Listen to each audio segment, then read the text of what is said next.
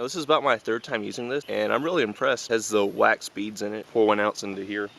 Said for best results, make sure you keep your car in the shade. Well, it's not too sunny today. It's pretty cloudy, so this will do fine. So let me just rinse the car off and start washing it.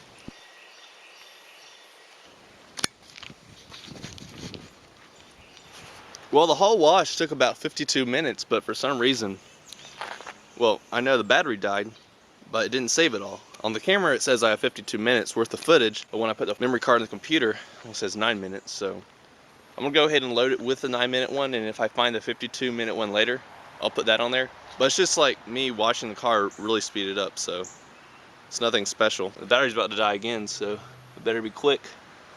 This is how it turned out. Those scratches were on there, but you could feel a car, and it feels like encoded encoded with the wax.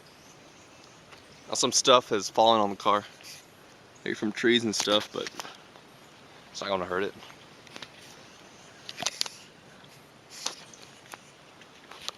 It's noticeably more glossy, which is to be expected from the Rain X. Overall, I think it's a really good product. Turned out really good.